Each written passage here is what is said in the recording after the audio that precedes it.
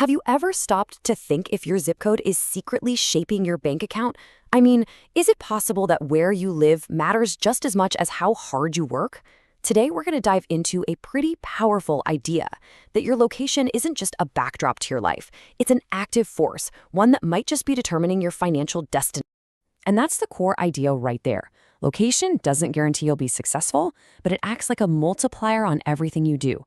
A great idea in the right environment, that might get a 10x boost, but that very same idea in the wrong place could get a 0.5x, basically cutting your efforts in half. It fundamentally changes the odds of the game.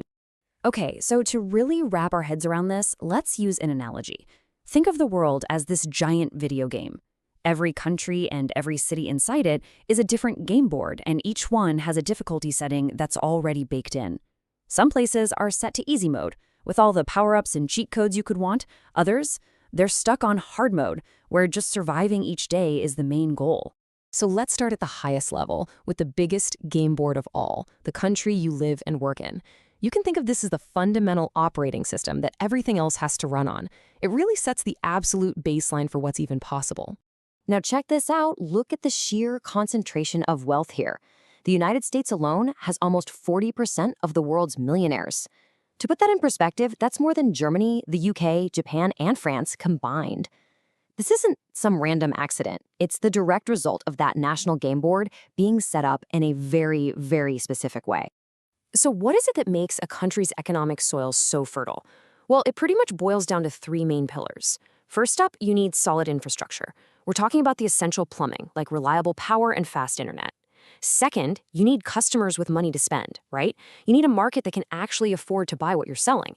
And third, you gotta have access to capital, the fuel that turns great ideas into actual businesses. And you couldn't ask for a better real-world experiment than the Korean Peninsula. It illustrates the point perfectly. You've got the same people, the same basic culture, the same history, but one game board, South Korea, chose to plug into global trade and innovation. The other, North Korea, chose total isolation. The results? Well, they couldn't be more dramatic. It proves that the operating system you're running on truly matters. But believe it or not, the story gets even more concentrated than that. It's not just about countries. Get this. Over half of all the world's billionaires are clustered in just 10 cities. This is where that multiplier effect really goes into overdrive. All right, so now let's zoom in.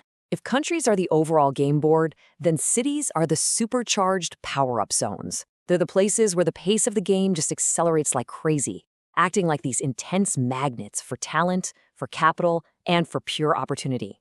So why does this happen? Well, first, cities have these amazing ecosystems where everything you need, investors, lawyers, top talent, it's all right there. The density also kind of compresses time, giving you way more shots on goal. You're also in a constant learning loop because you're surrounded by other really smart, skilled people. And finally, the culture just normalizes ambition. Big, crazy goals start to feel totally achievable. And the smartest cities, they know this, and they compete fiercely. They literally brand themselves to attract the right kind of talent and money, right? You go to New York for finance, LA for entertainment, Shenzhen for making hardware. They've built this incredible feedback loop. The talent moves in, which attracts the big companies, which attracts the capital, which, you guessed it, attracts even more talent. This all sounds amazing, but it brings up a really crucial knowledge gap we need to think about. What are the hidden costs? I mean, what are the downsides of living in these winner cities? The insane cost of living can easily wipe out a higher salary, and the competition is just off the charts. So you have to ask yourself, is that multiplier effect really worth the steep price of admission? Okay, so let's say you've picked a good country and a great city. You're not done.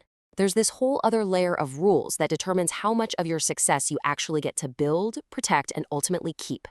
These are the invisible forces of law, tax, and culture. Here's what it all boils down to: predictability. Just look at this data from the World Bank. In Singapore, if you need to enforce a contract, it takes about 120 days. In India, it can take over 1,400 days. That's nearly 4 years. That completely changes what kind of risks and investments make sense. I mean, you're just way less likely to start a business if you know a simple payment dispute could get you tangled up in court for years on end. And you know what? People with money vote with their feet. This chart shows a really powerful trend. We're seeing high net worth people leaving countries with high taxes or unpredictable rules, like China, and moving to places with more stable and favorable environments, like Australia and Singapore. It's simple. Money flows to where it's treated best. And finally, there's the invisible rulebook of culture. This one's subtle, but so important. Does your environment treat failure as a lesson or as a permanent stain? In a place like Silicon Valley, having a startup that failed can almost be a badge of honor. It shows you've got real-world experience. But in other cultures, that very same failure could be a social stigma that makes it incredibly hard to even try again. And this raises another really interesting question for you to explore.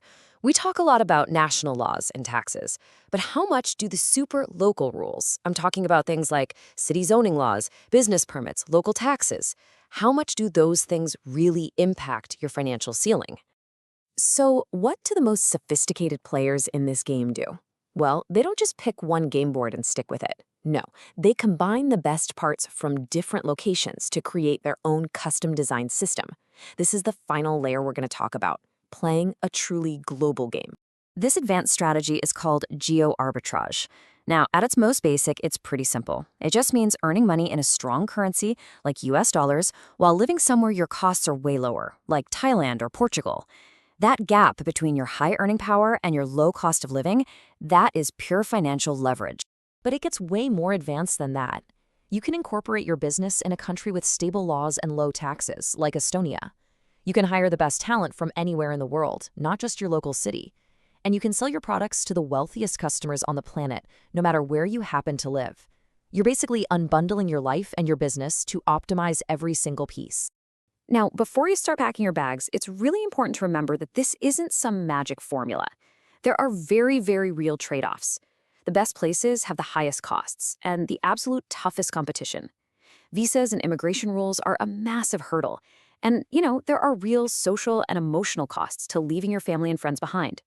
Location multiplies both good strategy and bad strategy.